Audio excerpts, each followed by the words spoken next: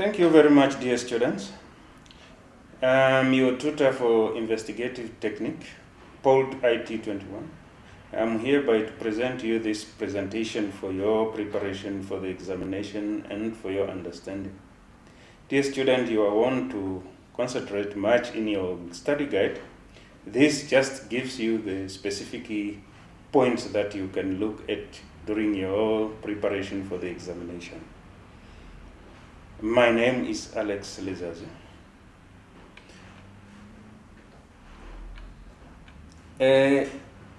Introduction. We start with the Unit 1, Theories of Forensic Investigation.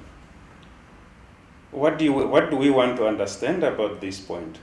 In this point, what is included in the point is that physical evidence and forensic investigations, type of forensic evidence found on the crime scene, their usage to link different components of the investigation, value of forensic investigation. That means at some point, when you arrive at the scene, you will have to find some physical evidence left by the perpetrator of the crime. Those are the things that you have to look when you arrive at the scenes. And then this concept gives you the way how you go about it. If we are to discuss or to define what is physical evidence, it is any object, mark, impression, smell or sign, large or microscopically small, which might help the investigator understand what happened and lead to identification of the criminal. So physical evidence is something that you can use. It's a tool, it's a technique that you can use to identify or to reconstruct the crime scene. It provides you with a link between a crime and a victim, perpetrator and the location where it occurred. It is more powerful with ability that testimonial evidence defining what happened at any crime, it is tangible and solid. While assessing the testimonial evidence depends on the jury to find witness if or she is honest or reliable. Forensic investigations. This term also provides us with a technology that has become helpful in the sense that most microscopic evidence collected at a crime scene can be identified to an individual. For example, a boot print to a particular shoe, a flake of paint to a particular make and model of a car. That denotes to forensic investigation dealing with all types of physical evidence recovered on the crime scene, which helps to resolve the crime. Types. It might be a step where a person stepped his foot, touches where you touch, footprints, fingerprints where you touch, paint scratches, hair, fiber from clothing, broken glass, tool marks left behind, blood and semen left behind, even unconsciously. Value. What is the value of this forensic investigation? They are factual evidence, because if you find the physical evidence on the scene, it's unarguable. It represents what happened. So it's unlike someone who gives evidence by testimony, because that is where the problem is.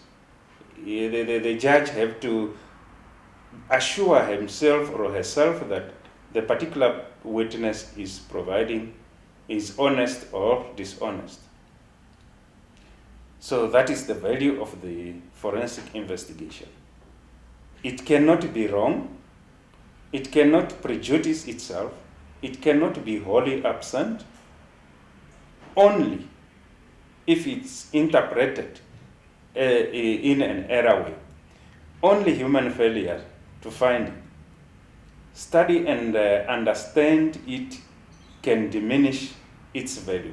So that is the point. When we talk about study and understand it can diminish its value, it means if a person investigating the matter interpret it wrongly or understand it differently, it will diminish the value of such an evidence, and then it might not be acceptable in court of law.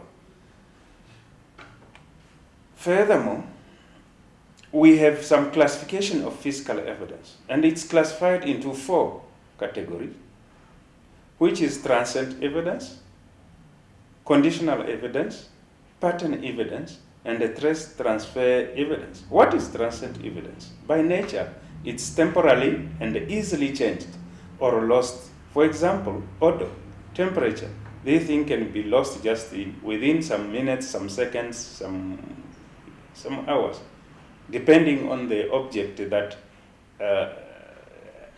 bringing the result of such a condition, or perishable items such as snow, food, sand, stain on objects. Conditional evidence. Conditional evidence resulting from an event or action, it can be easily lost if not documented immediately. Examples, it's lighting conditions. If you arrive at the scene, you will be able to identify whether there was a light on or it was dark or it was whatever situation was available. So it's necessary for investigating officer to document whatever kind of evidence that can assist him or her in the investigation to deliver on the correct information.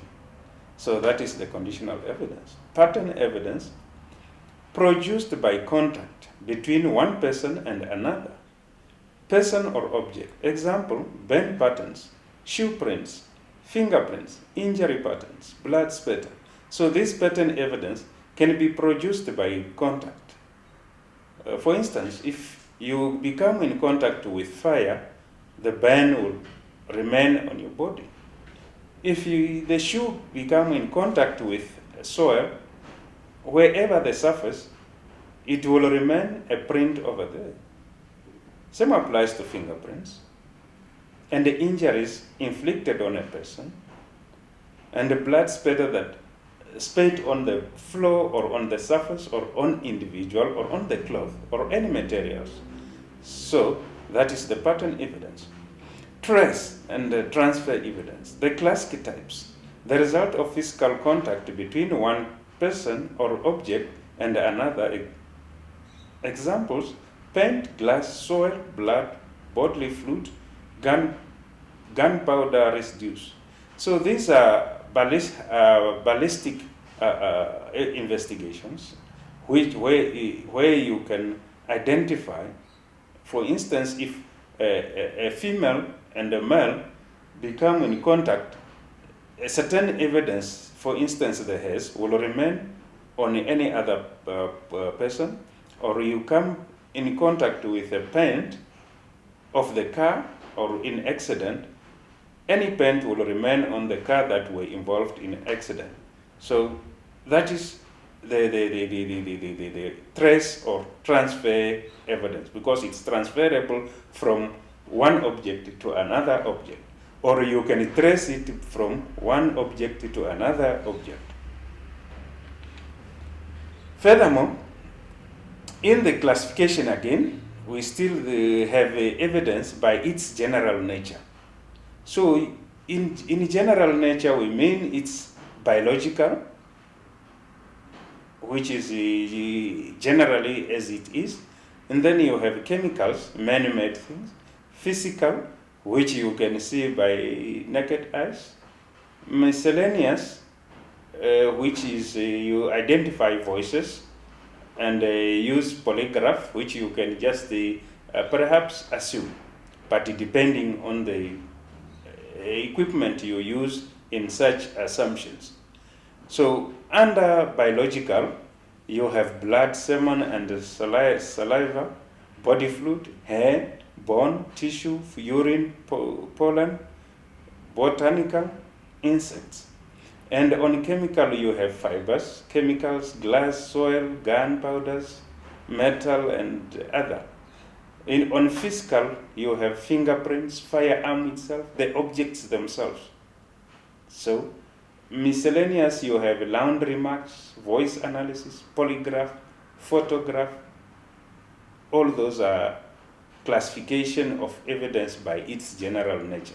So in the exam, dear students, you must be careful on these two aspects because they sound similar, but the questioning or the verb that will be used in the question might be different to describe what type of classification of evidence is required.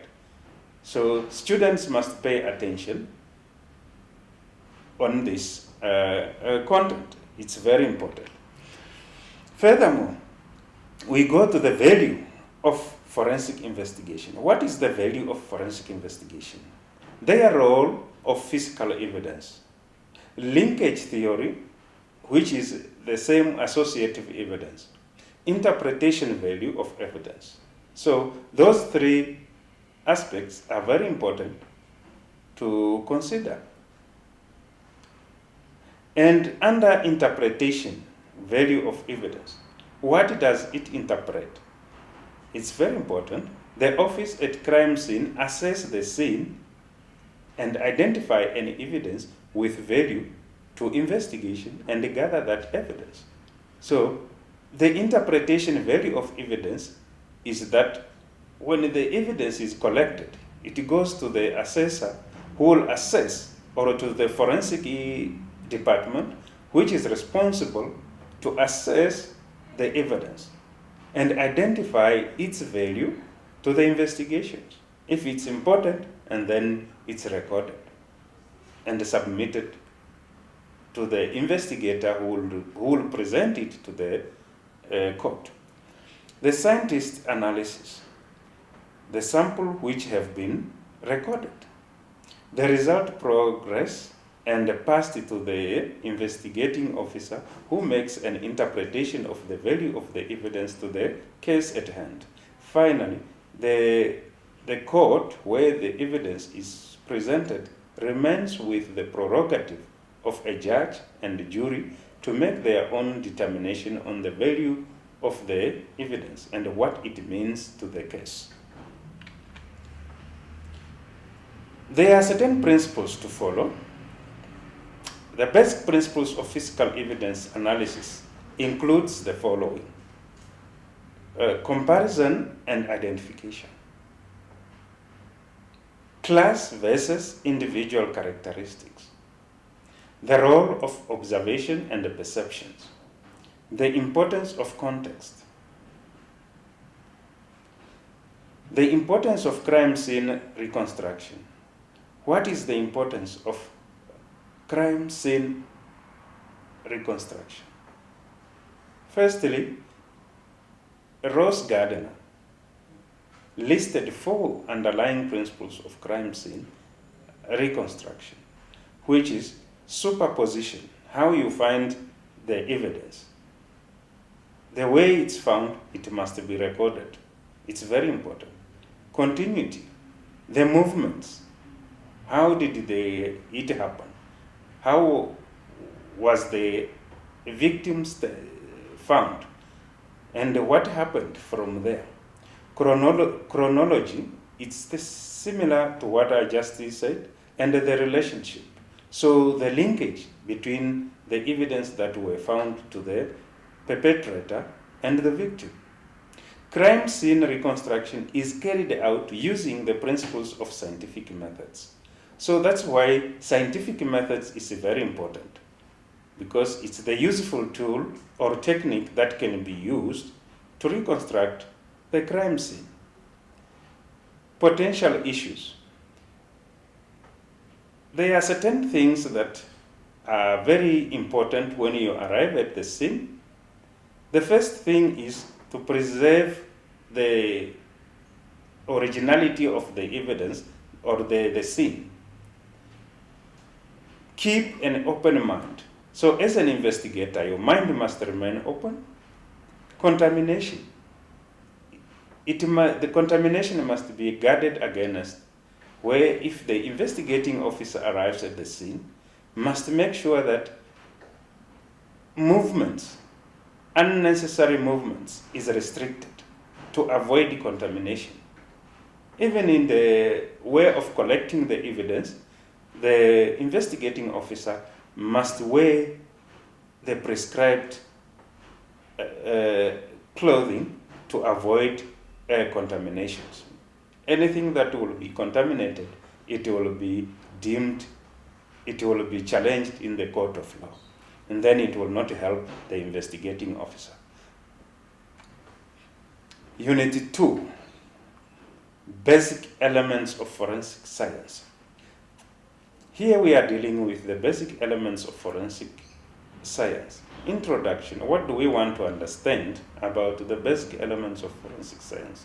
First, forensic science, different disciplines, its different disciplines. Some pioneers, we will have to understand the pioneers of forensic science and their contributions, the main areas of forensic today, general work of forensic scientists, the value of forensic science brings to an investigation and ethical consideration. The definition of forensic science. The National Institute of Justice in USA explained or defined forensic science as follows: the application of sciences such as physics, chemistry, biology, computer science, and engineering to matters of law. The application of sciences such as physics, chemistry, biology, computer science, and engineering to matters of law. So that implies that the technology has evolved that, or has transformed to the point that physics, chemistry, biology, computers, engineering has been linked to the matters of law. Therefore, forensic sciences makes use of scientific technologies and methods to determine how crime was committed and by who, and what evidence is relevant to the crime. History of forensic sciences. The short history of forensic sciences began in China during the 6th century with their practice of legal medicine. In 1246, the book His Duan Yu, The Washing Away of Wrongs, was published in China, and it described, amongst other things, how to distinguish drowning from strangulation. Those two words means drowning in the river or in the water or in the swamp, from strangulation, where the person is strangled to death. It was the first recorded application of medical knowledge to the solutions of crime. So that's how it started. That is the historic of forensic science. Furthermore, it went, the original forensic scientists were self-taught, doctors and chemists with interest in specific areas of their field, which then could be applied to collecting and analyzing physical evidence in criminal cases. For example, Sherlock Holmes, a character who developed as forensic science knowledge was rapidly expanding. Arthur Conan Doyle wrote the Sherlock Holmes stories between 1886 and 1927. As many forensic fields were coming into being, the first fingerprint bureau opened in London in 1902. As time goes, forensic science evolved into its own discipline, and then as science and technology advanced, it evolved again into many subsections, all contained within the forensic science field. Each subsection made up of experts in their particular field, such as fingerprints, toxicology, chemistry, and DNA. The list of pioneers of the field of forensic science are as listed here, as you can read them for yourself. Those are names of individuals who played the role and their contribution that they provided to the science. Furthermore, We have areas of forensic science. Which areas are those? In the study guide, read and understand various departments of forensic laboratory. So those are very important for your understanding and for your knowledge, even for the examination. The forensic science lab, the most and common accredited ISO, International Standard Organization 17025, consists of 5 elements as follows: scope, normative, reference, terms and definition, management requirements, and the technical requirements. Meeting a nationally or internationally recognized standards is a mark of competence and quality standards. So, National Forensic Institute of Namibia, NFSI, as of 23 June 1993, has 3 purposes or 4. It examines the crime scene, that is the first, physical evidence obtained from the crime scene, conducting research for those who are willing to do research regarding forensic investigation, and it is a multidisciplinary scientific research facility. So those are the importance of the National Forensic Institute of Namibia, which came to being as of 23 June 1993. Departments. The Namibian forensic is divided into the following departments: physical science,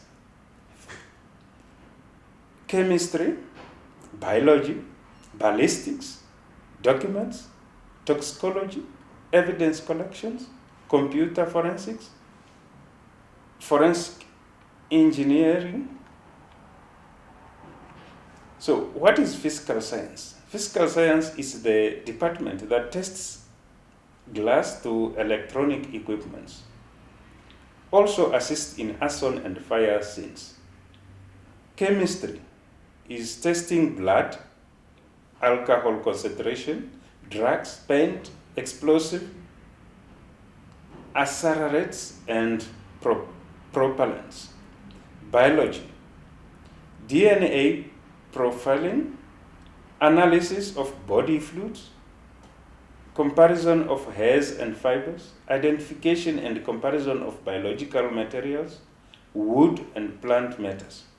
Ballistics, examination of firearms, bullets, casing and other firearm-related items, testing of gunpowder residues, and assist with wound, ballistic, and trajectories.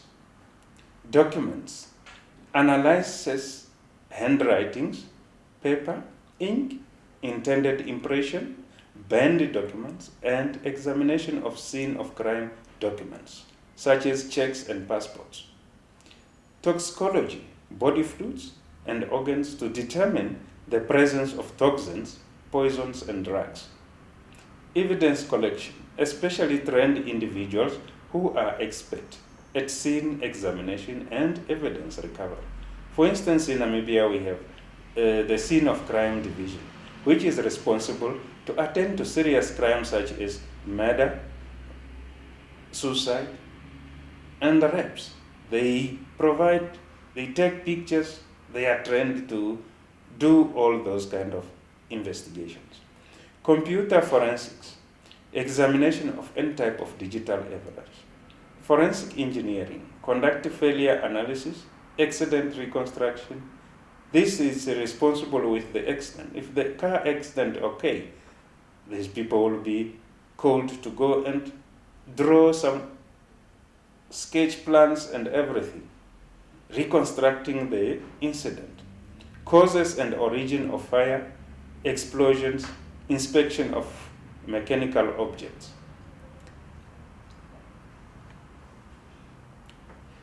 Namibia's forensic laboratory was inaugurated by His Excellency Dr. Gengop on the 16th April 2020 in Windhoek. As you can see, there are below pictures. That is an indication of our standardized forensic laboratory.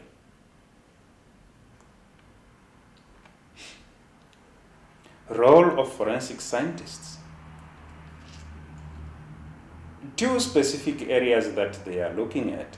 They analyze the physical evidence, provide expert testimony in court. Those are the two roles of forensic scientists. Ethics in forensic science.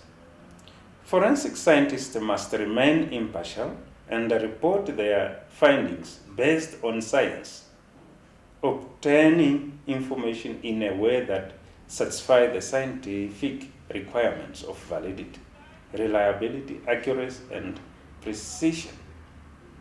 As we heard from the beginning that any evidence collected, it must explain what happened.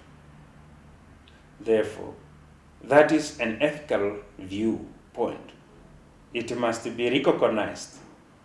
It must be on a standard information that cannot be disputed. Examples of ethical misconduct within forensic investigation. What are those unethical behaviors that can occur during the investigation? One, planting evidence that points to the defendant. An investigating officer might put something to incriminate the defendant. Collecting evidence without warrant. If you are a police officer investigating an offense, you have to obtain a search warrant in order to collect those evidence from the court. Falsifying laboratory examination. There are those who are unethical and they falsify laboratory examinations, which is giving the wrong information without examining. Ignoring evidence at a crime scene. Reporting on forensic tests not actually done. Fabricating scientific opinion based on individual interpretation. Examining evidence when not qualified to do so.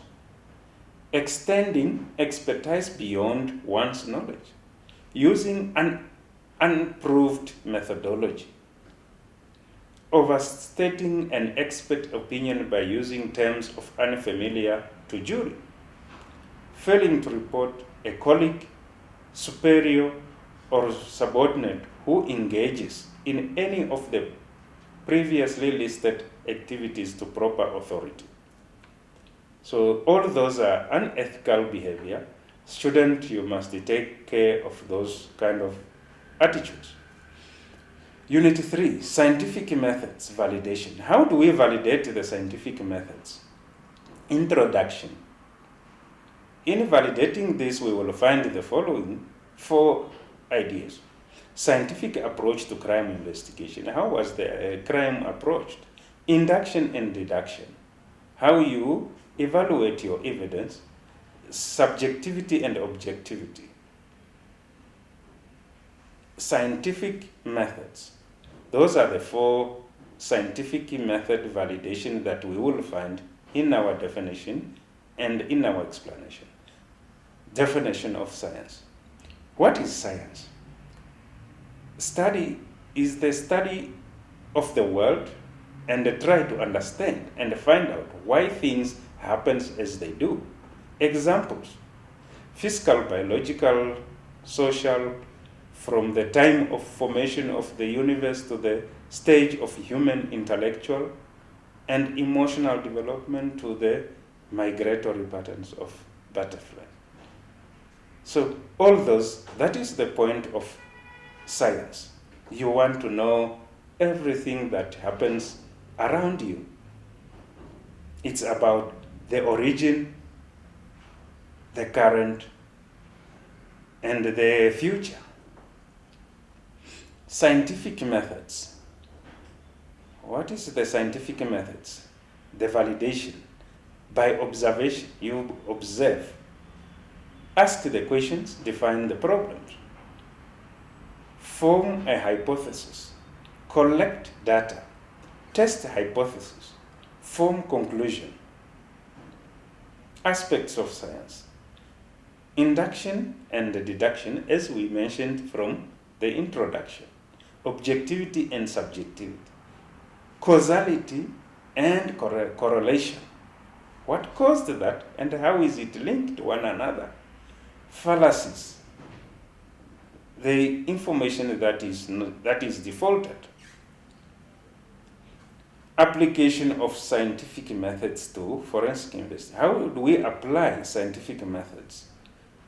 By reconstructing the scene through forensic laboratory. That's how we apply scientific methods. Unit 4. Here we deal with the collections and the processing and packaging of forensic evidence. Introduction, we have collection, processing, packaging, crime scene as the source of potential information, protection of evidence to ensure its admissibility in court. The process of forensic investigation has 4 critical factors. Now, recognition, the availability of evidence. When you arrive at the scene, you recognize the evidence. Collection. And then you collect the evidence that you have recognized. Evidence must be collected and packaging using correct methods.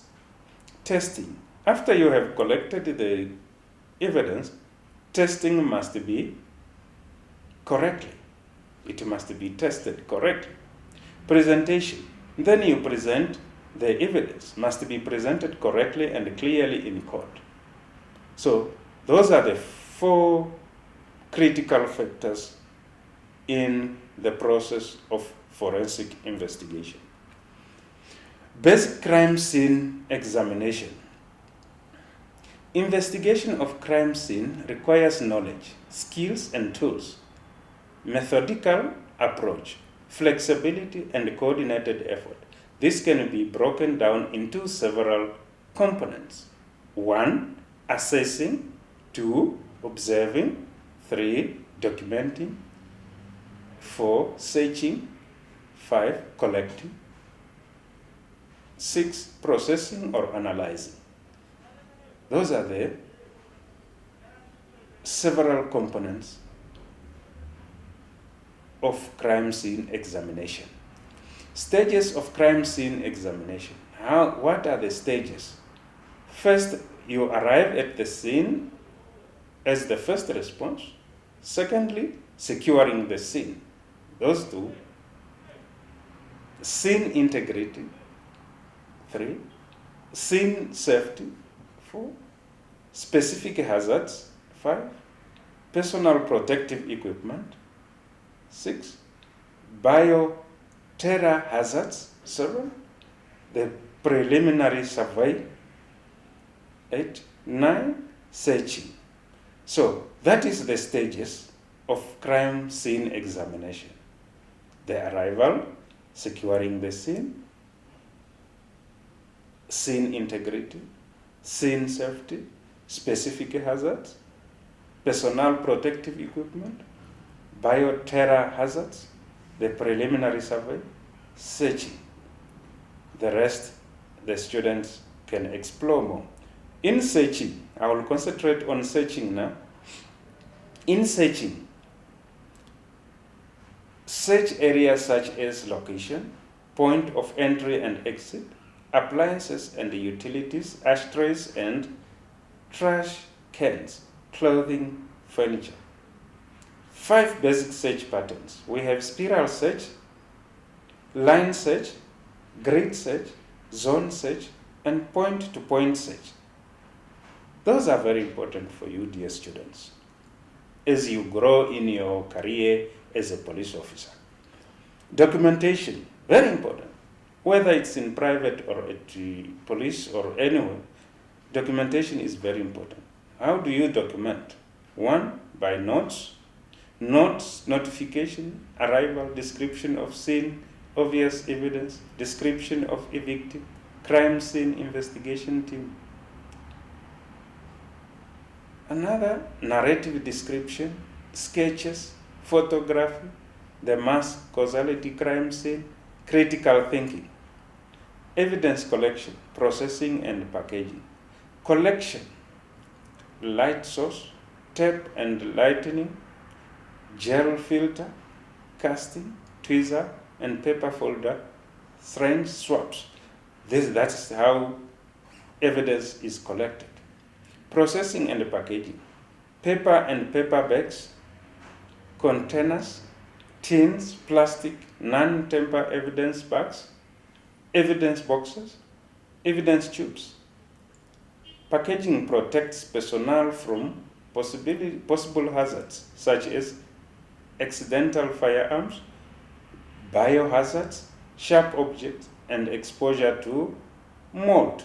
Furthermore, packaging protects the evidence from loss, contamination, cross-transfer, and deterioration.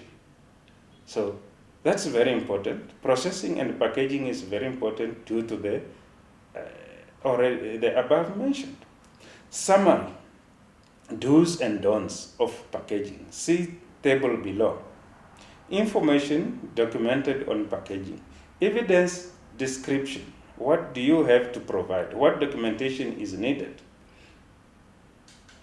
Evidence description, evidence source, chain of custody, unique identification number, what processing is needed, health hazards, required storage conditions. Those are the description, or those are the information required on the document packaging. Summary of do's and don'ts of packaging evidence. There is do's and don'ts. These, my dear students, you can read them for yourself. They are so straightforward that they are very clear. Don't completely seal the evidence. Don't leave any area unsealed. Completely seal the evidence. Don't leave any area unsealed. Choose the correct size of packaging. Don't try to fit too much in a small container. So those are the types of do's and don'ts. So you compare them. Unit 5, legal principles governing forensic sciences. What is the legal framework for these forensic sciences? Evidence. Two types of evidence, testimonial evidence and real evidence. What is testimonial evidence? Is oral testimony given under oath by witness.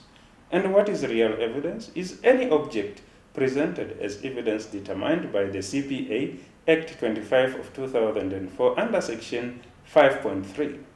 So that is the framework. And it's also appear in the Criminal Procedure Act 51 of 1977 with its amendment. Search warrant and seizure of evidence. We spoke about search warrant in the ethical consideration. So search warrant and seizure of evidence, it's a legal aspect. Identification of evidence. Also, identification of evidence, it's a legal point. Discovery, a legal point. Testimony, a legal point. The expert witness giving evidence, all those, they are the testimony that we talk about. Namibian laws. Evidence, searches, expert evidence, they are part of our Namibian laws. Unit 6, DNA evidence. DNA is deoxyribonucleic acid, biochemical compound found in nucleus of every cell type of the body, and it carries genetic material. It is genetic code that defines every living things, whether it's a tree, whether it's a human being, whether it's a car. There's some genetic code that defines such an organism or such a thing, a living organism. 4 different types of nucleotides or bases which comprises DNA. So you have adenosine, which represented by A. Thymine, represented by T. Guanine, represented by G. And cytosine, represented by C. DNA samples, common, see below table. You can check for yourself in the table as they identified with blood stain, semen liquid, with their milligram and cubic, whatever sizes required. So you can read for them on your own. Unit 7, trace evidence. Introduction. In trace evidence, we will find transferred from one individual or object to another, the process of analysis. It can provide valuable to an investigation, revealing links between people, places, and objects. Every contact leaves a trace. Collecting trace evidence at the scene. How do we collect trace evidence at the scene? Through tweezers, tape lift, vacuumed collection. Fibers, animal fiber, plant fiber, synthetic fiber, fiber analysis. Paint, household paint, automotive paint, comparison and analysis of paint evidence. Glass, analysis of glass evidence, the value of glass evidence. Other types of trace evidence, hair, soil, plant, and matter. The rest is yours, my dear students. Unit 8, footwear evidence. Footwear evidence, its introduction, it contains higher value of evidence. It's very important because it will link to a certain shoe. It is found at every crime scene. You find it at every crime scene. Can it be recovered easily? Shoe print can assist to construct the event of the crime. Identification of the perpetrator. 6 different methods for sole manufacturers. So, in that way, because every shoe has its own manufacturing sole, you find decutting, calendering rubber, compression molding, injection molding, slash molding, and crepe rubber. Types of footwear impression left at the scene. What are those? Visible prints, plastic prints, latent prints. Plastic, 3D impression. Recovery methods, casting. 2D impression, visible 2D impression, latent 2D impression such as floors, glass, walls, doors, other objects. Recovery method for latent footwear evidence. Identification of footwear evidence, test impression, methodology, ACE, analysis, comparison, evaluation. That's how shoe identification is analyzed and compared and evaluated. Footwear impression as an aid to the investigation. Direction, it will show the movement, how the perpetrator and the accused and the victim were moving. Timing, moving through, such as weather, blood, sequencing. Class characteristics, such as sex, age, other information linkage. So the footwear impression as an aid to investigation can provide all those aspects. Direction, timing, class characteristic, and other information linkage. Questioned document evidence. Evidence from document. Analysis of handwriting, comparison of ink, guide to the evidence collection at crime scene and analyzed. Evidence from document refer to anything, signature and the handwriting. So the rest you can read them for yourself, dear students. They are very clear. Unit 10, fingerprints. The cornerstone of forensic identification of fingerprints and DNA. The history of fingerprints identification, its development as field, the concept fingerprints, how they are compared. So the rest, dear students, you can copy, they are so clear in the slide. Unit 11, Safe Custody of Evidence. Introduction. The laid down procedure in chain of custody. Documentation steps, the possibility of non-admissibility of collected evidence of trial. Safe custody of evidence should be considered by investigation. They are the critical aspects of investigation technique. Chain of custody, proper evidence, correctly sealed packaging, proper labeling, safe transportation, secure and safe storage, records of impression. Unit 12, crime scene wrap up. This is now the final stage where you wrap up the entire evidence. Ensure all evidence has been collected. It is safe to turn the scene back over to its owner after you have satisfied yourself.